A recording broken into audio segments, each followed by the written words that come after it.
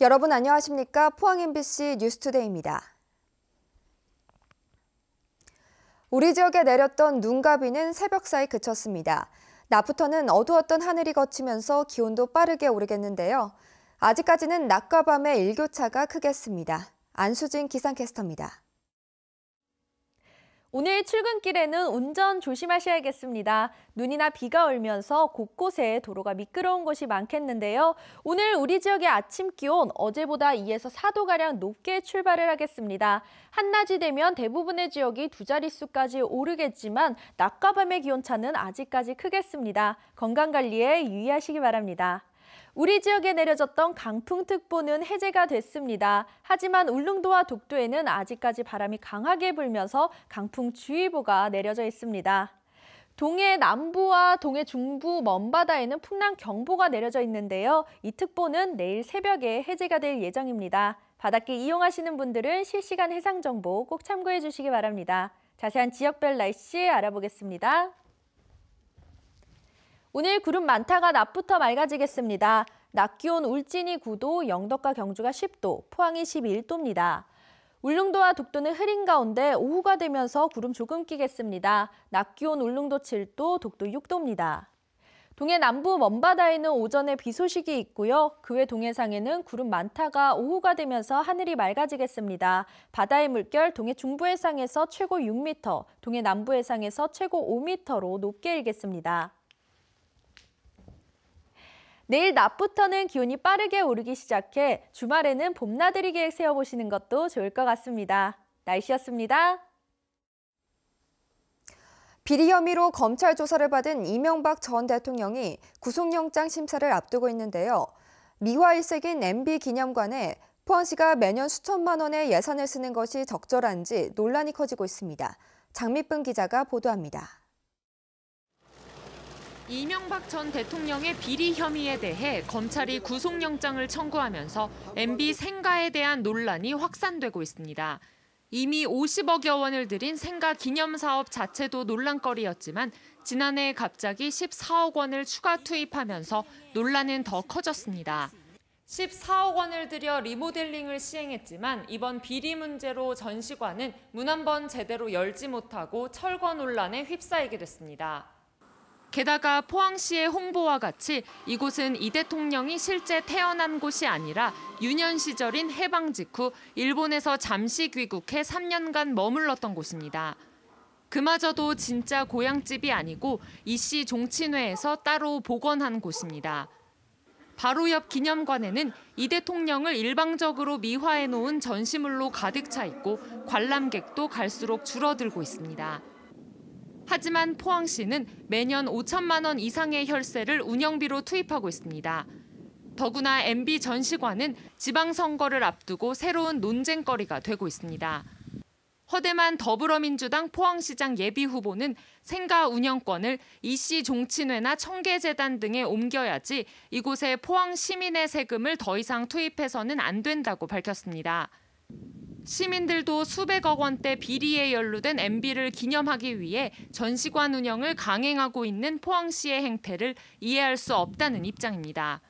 포항 같은 경우는 포항지철이 그전에는 주가 되어 있었잖아요. 근데 두 분께서 너무 지나치게 관여했던 부분이 있어서 그 돈을 차라리 다른 데로 정말 힘드신 분들한테 도와줬으면 좋겠습니다. 모범을 보여야 되고 정직해야 되고 시민들한테 국민들 앞에서 떳떳해야 되는데 그렇지 않잖아요. 지금 현재 이명박 전 대통령은 내가 낸 세금으로 그게 관리가 유지된다는 것 자체가 뭐가 맞지 않는 것 같아요. 포항시는 당장 예산 지원을 중단할 수 없다는 입장이어서 재선에 도전 중인 이강덕 포항시장에게 어떤 영향을 미치게 될지 관심이 모아지고 있습니다. 이명박 전 대통령의 비리 문제가 터지고 지방선거까지 맞물리면서 MB 기념관이 포항 지역 선거의 쟁점으로 부상하고 있습니다. MBC 뉴스 장미쁨입니다. 오는 23일 미국의 철강관세 부과 시행을 하루 앞두고 한국에 대한 면제 여부에 관심을 쏠리는 가운데 주요 철강 업체들도 자구책 수립에 부심하고 있습니다.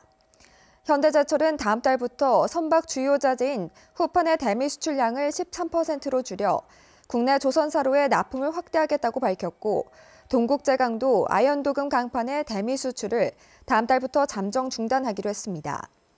한편 포스코는 그동안 수출 다변화를 통해 대미 수출 비중을 3% 미만으로 줄여왔기 때문에 큰 영향은 없을 것으로 보고 주 현지 법인과 협의해 생산량을 조절해 나갈 계획입니다.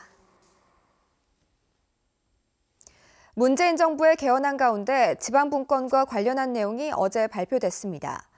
청와대에서는 지방분권이 대폭 강화됐다고 설명했지만 지방분권 단체에는 기대에 못 미친다는 반응을 내놨습니다. 윤영균 기자가 취재했습니다. 개헌안 1조 3항에 대한민국은 지방분권 국가를 지향한다라는 문구가 들어갔습니다. 또한 지방자치단체는 지방정부로, 지방자치단체의 집행기관은 지방행정부로 명칭이 바뀝니다. 실질적인 지방분권을 위해 자치행정권과 자치입법권도 강화한다고 청와대는 설명했습니다. 과거에는 법령의 범위 안에서만 조례를 만들 수 있었지만 개정 헌법에서는 중앙정부가 금지하지만 않으면 자체적으로 조례를 제정할 수 있다는 겁니다. 누리과정 사태처럼 지자체가 국가정책에 필요한 비용을 떠맡지 않고 자치세를 거둘 수도 있게 됩니다. 주민의 참여 폭도 넓어집니다. 주민들의 직접 지방정부의 부패와 독주를 견제할 수 있도록 법률상 권리로 보장되었던 주민발안, 주민투표, 주민소환 제도를 헌법에 규정하였습니다. 지방분권운동단체에서는 아쉽다는 반응을 보이고 있습니다. 문재인 대통령의 대선 공약이던 연방제 수준의 지방분권에 크게 못 미친다는 겁니다. 대한민국은 지방분권 국가이다가 아니라 지방분권 국가를 지향한다라고 모호하게 표현한 것처럼 대부분 선언적인 내용에 그쳤다는 지적입니다. 자치 입법권, 그러니까 주민이 스스로 결정할 수 있는 권한을 주지 않겠다는 내용에서는 하나도 달라진 게 없다는 거죠. 그게 이제 그것이 안건데 소위 말하는 핵심인데 그거 빼버리고 선언만 해서 뭔가 한 것처럼 보여준다면 그것은 잘못된 거죠. 자유한국당이 대통령 개헌안에 강하게 반대하고 있고 지방분권 단체에서도 지지를 유보했습니다. 이번 지방선거에서 개헌 투표가 성사될지 여전히 불투명합니다. MBC 뉴스 윤영균입니다. 지난해 포항 지진을 유발했다는 의혹을 받고 있는 지열발전소에 대해 법원이 운영 중지 결정을 내렸습니다. 대구지법 포항지원은 포항지진 범시민대책본부가 포항 지열발전소를 상대로 낸 발전소 운영 중지 가처분 신청을 받아들여 산자부 정밀조사단의 조사 결과가 나올 때까지 발전소 운영을 중지하라고 결정했습니다. 한편 지열발전소 측은 지난해 지진 이후 관련 의혹과 시민들의 항의가 잇따르자 가동을 전면 중단해왔습니다. 정부가 최저임금 인상에 따른 고용 불안을 해소하기 위해 영세 사업자에게 일자리 안정자금을 지원하고 있는데요. 적극적인 홍보에도 아직까지 신청률이 절반 정도에 그치고 있습니다. 그 이유와 실태를 김철승 기자가 취재했습니다. 경주 시내에서 20여 년째 화공약품과 과학기자재 판매 가게를 운영하는 정한모 씨. 함께 일하는 근로자 2명에게 그동안 최저임금 주기도 벅찼습니다. 올해부터 16.4%나 오른 최저임금에 큰 부담감을 느끼다가 최근 일자리 안정자금을 신청했습니다.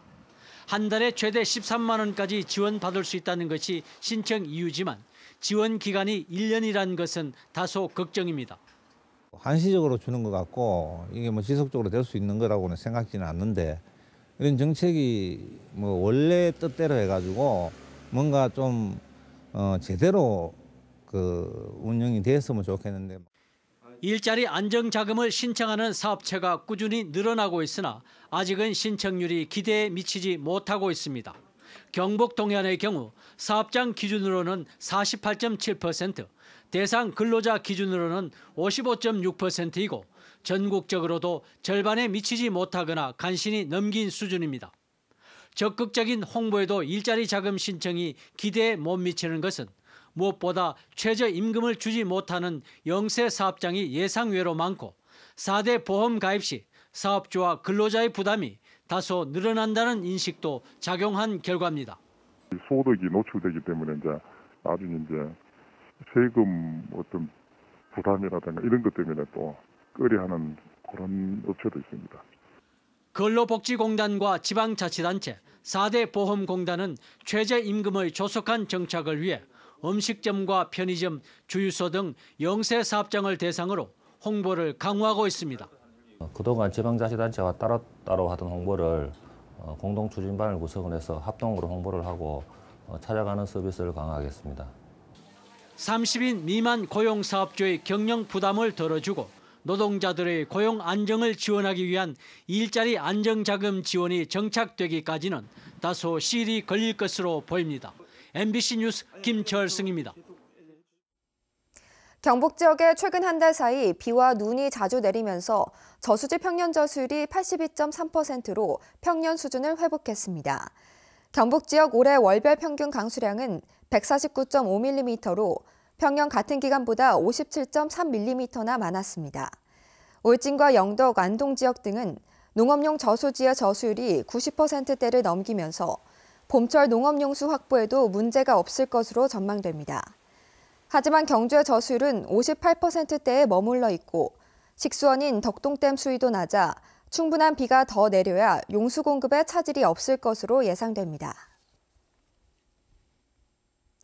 절기상 춘분인 어제 경북 18개 시군에는 대설주의보가 발효돼 10cm가 넘는 눈이 내렸습니다. 다행히 피해는 크지 않았는데요. 2주 전에 대설로 복구가 한창인 농민들은 또 한 차례 놀란 가슴을 쓸어내려야 했습니다. 엄지원 기자가 보도합니다. 지난 8일에 이어 눈 폭탄이 쏟아진 상주시. 사과나무가 밑둥째에 넘어가고 쇠 파이프가 기역자로 꺾여 있습니다. 피해가 더 심한 가수원은 아예 갈아엎어 허허 벌판이 됐습니다. 이 지역에는 2주 전 눈 피해가 채 가시기도 전에 15cm가 넘는 대설이 또다시 내렸습니다. 다행히 이번 눈 피해는 크지 않습니다. 영양과 의성 등 경북도 내 6개 시군에 걸쳐 하우스 11동과 인삼시설 등 2헥타르에 걸친 피해로 지난 피해의 100분의 1 수준입니다. 눈의 양은 내륙을 중심으로 오히려 많았지만 시군마다 일찌감치 시설 관리에 나서는 한편 이번 눈은 내리는 순간 공기와 만나 바로 녹으면서 피해가 적었다는 관측입니다. 어제 밤서부터 굉장히 걱정했거든요. 왜요? 눈이 많이 와가지고 또 안 그래도 무너져 있고 부러져 있는데 또 무너질까 봐. 그러나 복구 작업에 2, 3주 더 소요되는 상황. 춘3월 때늦은 폭설에 농민 근심은 깊어집니다. 평년과 비교해 이번 달 평균 적설량은 2배에서 3배 이상 많고 대구는 관측사상 최고치를 기록했습니다. 아이고 이제는 막 보기도 싫습니다. 일단은 지금 이렇게 눈이 오면 동해라든가 그다음에 올해 착과율에도 문제가 있을 것이고요. 경상북도는 이달 말까지 정밀 조사를 완료해 작물별로 평균 3배 인상된 재해 복구비와 융자 지원을 4월 중 집행한다는 계획입니다. MBC 뉴스 엄지연입니다. 문화체육관광부가 시행하는 2018 문화적 도시재생 사업지로 포항시와 천안시 등 4곳이 선정됐습니다. 포항시는 북구 중앙로 일대를 대상으로 문체부의 지원을 받아 도심지 문화예술 중심지 조성 사업을 벌이고 시민들이 참여하는 다양한 문화 프로그램도 운영할 계획입니다. 한편 문체부의 문화적 도시재생 사업은 쇠퇴한 도심지의 유휴 공간을 새로운 문화예술 공간으로 탈바꿈시키는 사업입니다. 상권이 뜨고 임대료가 치솟으면서 기존 주민이 내몰리는 젠트리피케이션, 둥지 내몰림 현상은 어제 오늘 일이 아닌데요. 이를 막기 위한 조례가 2년 만에 지역에서는 처음으로 마련됐습니다. 김은혜 기자입니다.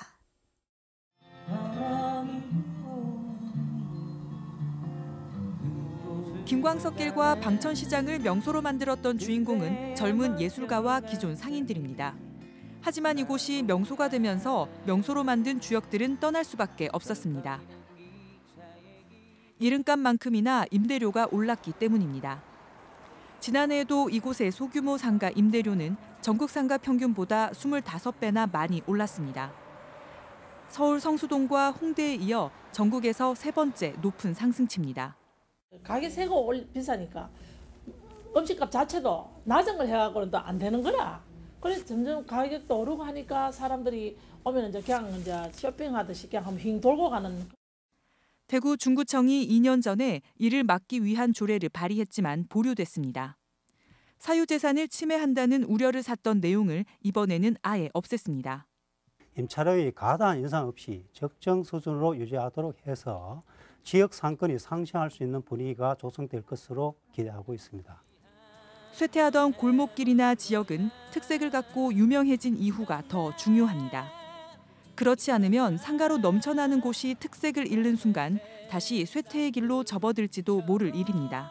그러니까 주민들, 상인들, 예술가들이 그러니까 이 마을은 이렇게 가야 된다는 어떤 목적성을 두고 어떤 협의체라든지 이런 걸 먼저 만들어서 그런 걸 통해서 뭔가 가게가 이제 이후에 가게가 들어오더라도 그런 목적성에 맞게 또 운영이 되고 그러길 바랬었죠.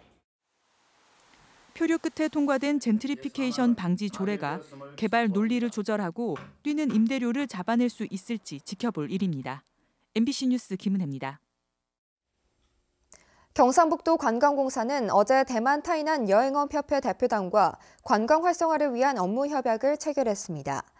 타이난 대표단은 오는 24일까지 경주 교촌마을과 포항 죽도시장 등을 둘러보고 새로운 관광 상품을 개발할 계획입니다.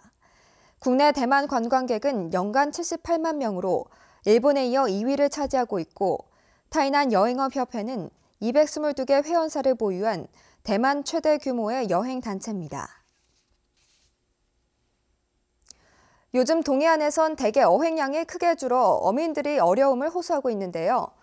미국과 노르웨이 등 수산 선진국에선 정부가 적극적으로 개입해 대게 등 수산자원 보호에 나서고 있습니다.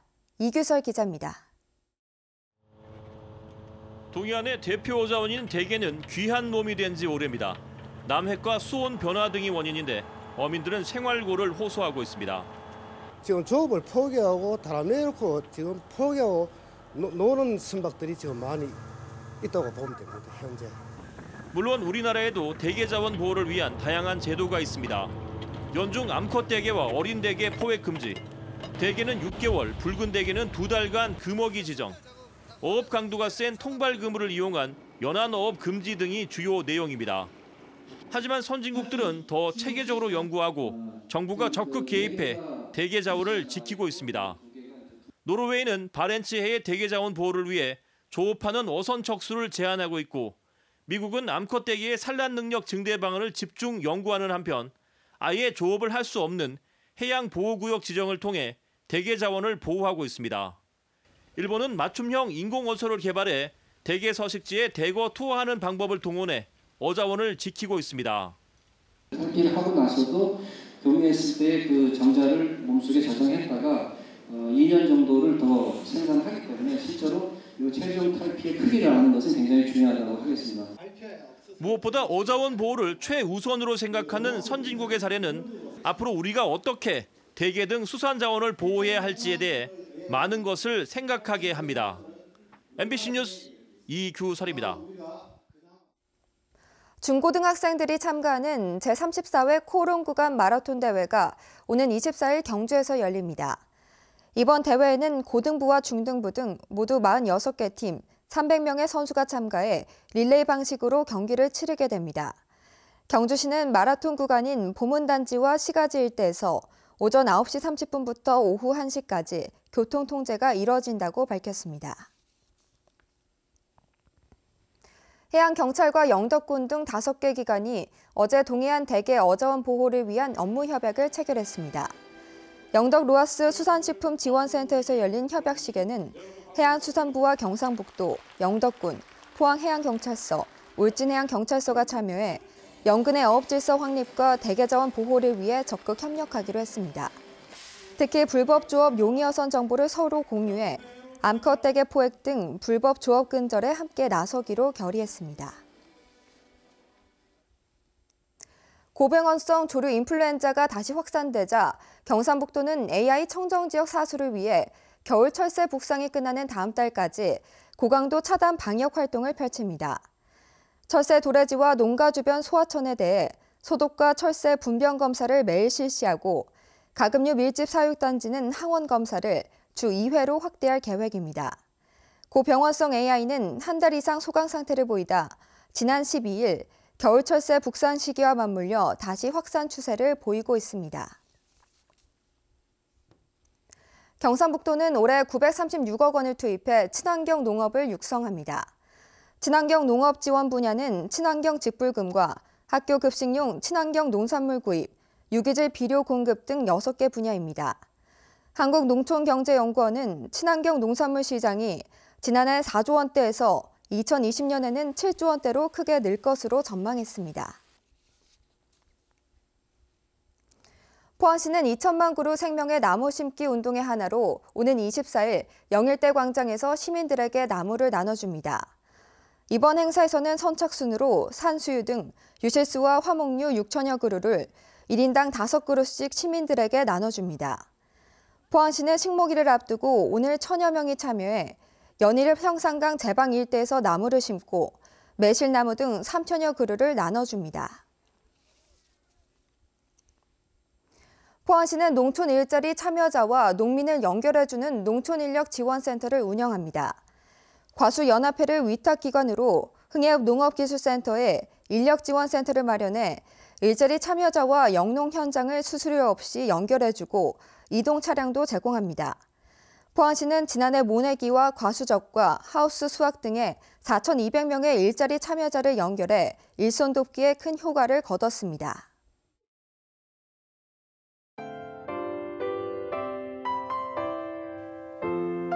오늘 출근길에는 운전 조심하셔야겠습니다. 눈이나 비가 얼면서 곳곳에 도로가 미끄러운 곳이 많겠는데요. 오늘 우리 지역의 아침 기온 어제보다 2에서 4도가량 높게 출발을 하겠습니다. 한낮이 되면 대부분의 지역이 2자릿수까지 오르겠지만 낮과 밤의 기온차는 아직까지 크겠습니다. 건강관리에 유의하시기 바랍니다. 우리 지역에 내려졌던 강풍특보는 해제가 됐습니다. 하지만 울릉도와 독도에는 아직까지 바람이 강하게 불면서 강풍주의보가 내려져 있습니다. 동해 남부와 동해 중부 먼바다에는 풍랑경보가 내려져 있는데요. 이 특보는 내일 새벽에 해제가 될 예정입니다. 바닷길 이용하시는 분들은 실시간 해상 정보 꼭 참고해 주시기 바랍니다. 자세한 지역별 날씨 알아보겠습니다. 오늘 구름 많다가 낮부터 맑아지겠습니다. 낮 기온 울진이 9도, 영덕과 경주가 10도, 포항이 11도입니다. 울릉도와 독도는 흐린 가운데 오후가 되면서 구름 조금 끼겠습니다. 낮 기온 울릉도 7도, 독도 6도입니다. 동해 남부 먼바다에는 오전에 비 소식이 있고요. 그 외 동해상에는 구름 많다가 오후가 되면서 하늘이 맑아지겠습니다. 바다의 물결 동해 중부 해상에서 최고 6m, 동해 남부 해상에서 최고 5m로 높게 일겠습니다. 내일 낮부터는 기온이 빠르게 오르기 시작해 주말에는 봄나들이 계획 세워보시는 것도 좋을 것 같습니다. 날씨였습니다. 네, 이상으로 포항 MBC 뉴스투데이를 마칩니다. 여러분 고맙습니다.